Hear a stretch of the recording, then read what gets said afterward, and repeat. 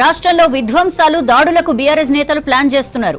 Party చేపట్టే నిరసనలకు రైతులు రావట్లేదు కాబట్టి దాడులు చేసి విధ్వంసాలు రేపాలని ఆ పార్టీ మాజీ ఎమ్మెల్యే కేటీఆర్ సన్నిహితుడు బల్క సుమన్ పార్టీ కేడర్కు చెప్పడం కలకలం రేపుతోంది.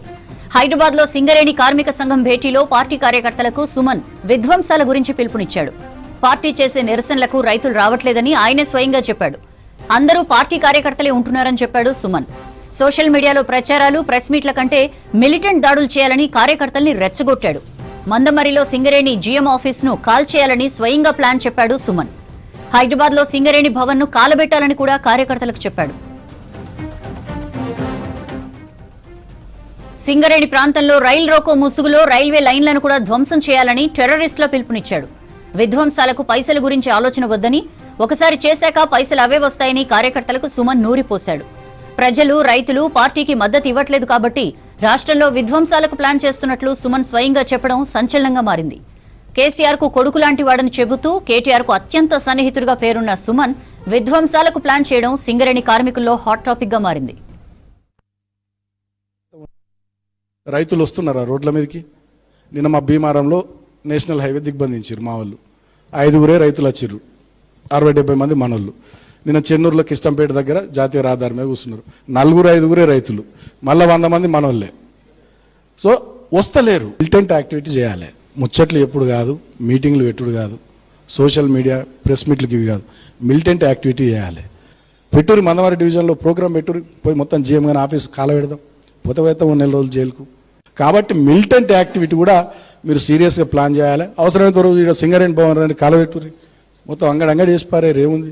ఆ ఫీలింగ్ రావాలి, ఆ ఓనర్షిప్ రావాలి మన సంఘం మీద, మన నాయకత్వం మీద. కాబట్టి మిలిటెంట్ యాక్టివిటీ ప్లాన్ చేయరు. మన ఏరియాలో అన్ని రైల్వే లైన్లు ఉన్నాయి, కోసిపారేరు. రోజు ఓ ప్రోగ్రామ్ పెట్టి రైలు రోకాన్ని పెట్టి రైలు కోసిపారే.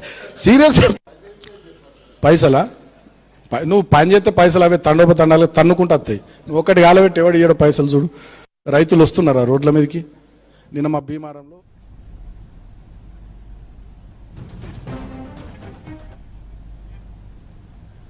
బాల్క సుమన్ కాంట్రవర్షియల్ కామెంట్స్ పై డీటెయిల్స్ తెలుసుకుందాం. శ్రీనివాస్ మనతో జాయిన్ అవుతున్నారు. శ్రీనివాస్, స్వయంగా ఒక మాజీ ఎమ్మెల్యే క్యాడర్ కి ఇంత దారుణమైన పిలుపునిస్తున్న పరిస్థితి ఏంటి? ఎట్లా అర్థం చేసుకోవాలి దీన్ని? సౌజన్య, ఈ రోజు తెలంగాణ భవన్ లో మధ్యాహ్నం తెలంగాణ బొగ్గుగని కార్మిక సంఘానికి సంబంధించినటువంటి ఒక రాష్ట్ర స్థాయి కార్యవర్గ సమావేశం జరిగింది. ఈ సమావేశానికి కేటీఆర్ హాజరు కావాలి, కానీ ఆయన జ్వరంతో హాజరు కాలేదు. దానికి ముఖ్య అతిథిగా హరీష్ రావు వచ్చారు. సరే, వీళ్ళు ఆల్రెడీ హరీష్ రావు మాట్లాడారు. దీనికంటే ముందే బాల్క సుమన్ అక్కడికి వచ్చినటువంటి కార్యకర్తలు తర్వాత నేతలను ఉద్దేశించి కొన్ని కాంట్రవర్సీ కామెంట్ చేశారు. మెయిన్ గా మిలిటెంట్ ఉద్యమం చేయాలంటూ ఆయన చేసినటువంటి కామెంట్స్ బీఆర్ఎస్ వర్గాలు కూడా చర్చకు దారితీశాయి. ముఖ్యంగా మందమర్రి జిఎం ఆఫీస్ ను కాలబెట్టండి అని చెప్పి కార్యకర్తలకు ఈ సందర్భంగా చెప్పడం, మరోవైపు హైదరాబాద్ లో ఉన్నటువంటి సింగరేణి భవన్ ను కూడా కాల్ చేయాలంటూ ఆయన మాట్లాడడంపై మొత్తంగా రాష్ట్ర వ్యాప్తంగా ఒక చర్చ జరుగుతుంది. ఈ స్థాయిలో ఒక మాజీ ఎమ్మెల్యేగా ఉన్నారు, గతంలో ఎంపీగా పనిచేసినటువంటి వ్యక్తి ఈ స్థాయిలో మిలిటెంట్ మూవ్మెంట్ గురించి లేదంటే ప్రభుత్వ ఆస్తుల ధ్వంసం గురించి ఈ విధంగా మాట్లాడడం కరెక్ట్ కాదనేటువంటి అభిప్రాయం వ్యక్తమవుతుంది. ఇంకొక వైపు రైతులకు సంబంధించి రైతులు అసలు ధర్నాలకే రావడం లేదు, ఒక 4-5 మాత్రమే వస్తున్నారు, మొత్తం బీఆర్ఎస్ కార్యకర్తలు మాత్రమే వస్తున్నారు అనేటువంటి విషయాన్ని ఈ సందర్భంగా ఈ సమావేశంలో చెప్పారు. మొత్తం మిగతా వాళ్ళంతా కూడా అంటే 70-80 మందికి పైగా బీఆర్ఎస్ నాయకులే రైతుల ఆందోళన కార్యక్రమంలో పాల్గొంటున్నారు అనేటువంటి విషయాన్ని చెప్పారు. ముఖ్యంగా చెన్నూరు నియోజకవర్గం భీమారం కావచ్చు, తర్వాత మిగతా చోట్ల కూడా చెన్నూరులో ఇంకొక గ్రామం కిష్టంపేట, ఇక్కడ కూడా ఒక 5 రైతులు మాత్రమే వచ్చారు రోడ్డు మీదకి. మిగతా వాళ్ళందరూ కూడా బీఆర్ఎస్ కార్యకర్తలే ఆందోళన చేస్తున్నారు. రైతులు రోడ్ల మీదకి రావడం లేదు. మనం వెళ్ళలేదా రోడ్ల మీదకి? రైతుల్లో కొంతమంది వచ్చినా మనమే వెళ్ళి అక్కడ ధర్నాలు ఇట్లాంటి ఆందోళన కార్యక్రమాలు చేస్తున్నామని చెప్పారు. అందుకే ఇక నుంచి తెలంగాణ బొగ్గుగని కార్మిక సంఘం మిలిటెంట్ ఉద్యమం చేయాలి.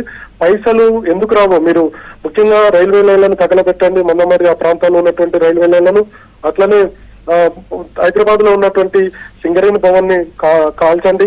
ఇంకొక వైపు మందమరిలో ఉన్నటువంటి జిఎం కార్యాలయం, సింగరేణికి సంబంధించినటువంటి జిఎం కార్యాలయం ఉంటుంది, దాన్ని కూడా కాలబెట్టండి అంటూ అక్కడ చేసినటువంటి కామెంట్స్ కాంట్రవర్సీ కామెంట్స్ గా చెప్పుకోవచ్చు. సౌజన్య, ఇప్పటికే దీని మీద బీఆర్ఎస్ వర్గాల్లో సాయంత్రం నుంచి చర్చ జరిగింది. అయితే దానికి సంబంధించినటువంటి ఒక లైవ్ లింక్ ఉంటుంది, పార్టీ ఆఫీస్ నుంచి యూట్యూబ్ ఒక లైవ్ లింక్ ఇస్తుంది.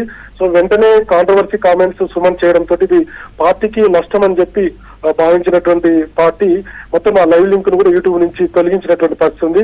మొత్తంగా సుమన్ చేసినటువంటి కామెంట్స్ ఎక్కడ వైరల్ కాకుండా ప్రయత్నాలు అయితే బీఆర్ఎస్ ఈ సాయంత్రం నుంచి కూడా చేస్తూ వచ్చింది. సో మొత్తానికి ఈ కామెంట్స్ పట్ల అటు బీఆర్ఎస్ వర్కింగ్ ప్రెసిడెంట్ గానీ, మరోవైపు హరీష్ రావు గానీ మిగతా సీనియర్ నాయకులు ఎట్లా స్పందిస్తారనేది చూడాలి.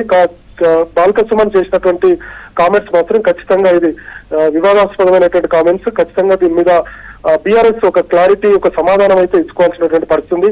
గతంలో కూడా చాలా సార్లు ఇట్లాంటి comments Balka Suman of the record లో చేశారు, ఎప్పుడు కొన్ని రికార్డులోకి రాలేదు. కానీ ఈ రోజు ఆయన చేసినటువంటి కామెంట్స్ ఖచ్చితంగా అది పార్టీకి మైనస్ అని చెప్పవచ్చు. ఈ స్థాయిలో ఒకవైపు రైతులు ఆందోళన కార్యక్రమాలు చేస్తున్నారని చెప్పి ప్రతిరోజు బీఆర్ఎస్ నాయకులు ప్రెస్ మీట్లు పెడుతున్నారు. సో రైతుల సమస్యలను చెప్తూ వస్తున్నారు. కానీ ఇదే సమయంలో ఒక సీనియర్ నాయకుడిగా, మాజీ ఎంపీగా, ఎమ్మెల్యేగా ఉన్నటువంటి బాల్క సుమన్ అసలు రైతులు రోడ్ల మీదకి రావడం లేదు, ఆ కార్యక్రమంలో పాల్గొనేదంతా బీఆర్ఎస్ కార్యకర్తలు, బీఆర్ఎస్ నేతలే, మనమే కదా అనే విషయాన్ని చెప్పడం.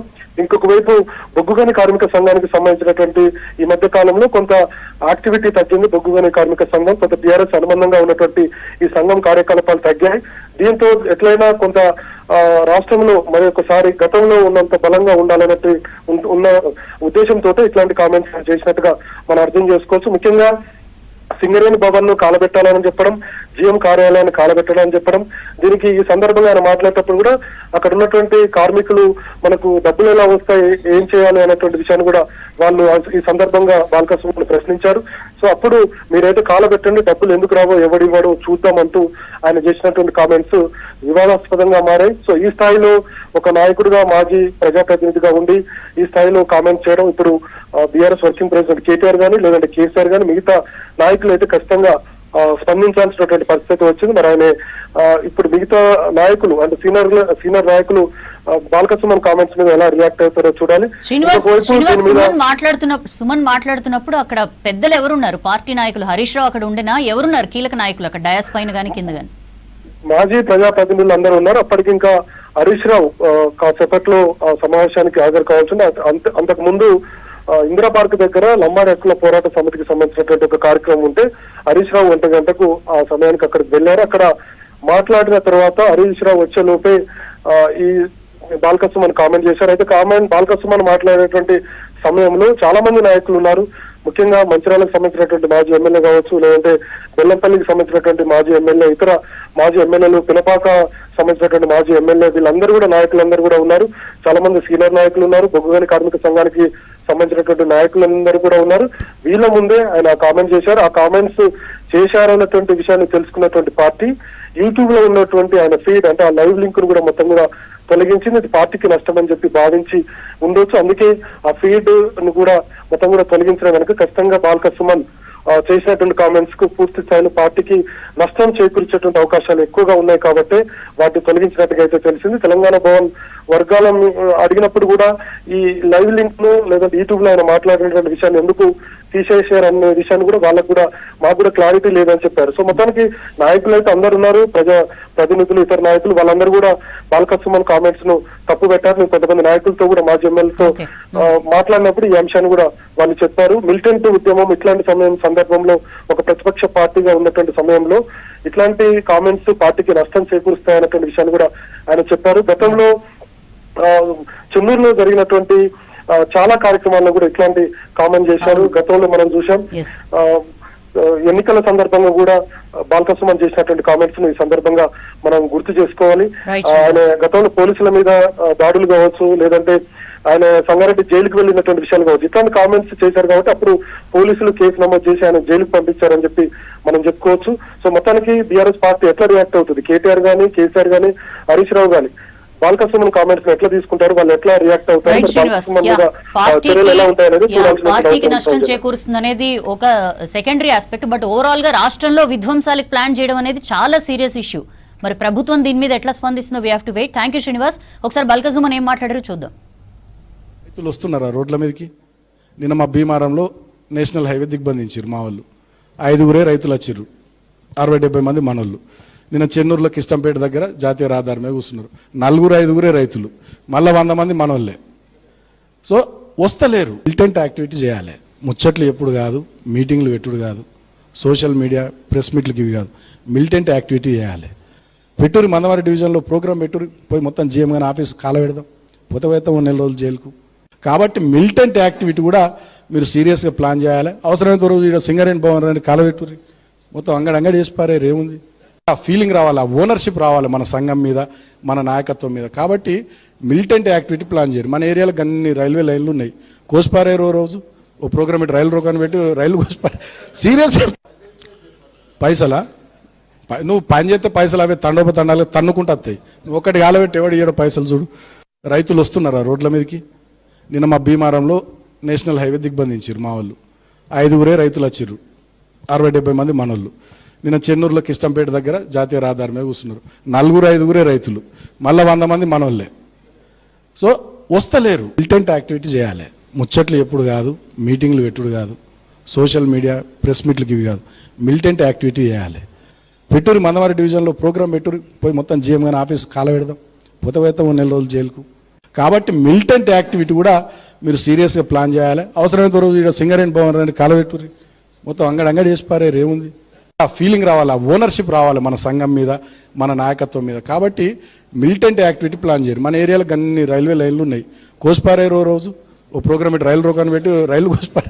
సీరియస్ పైసలా?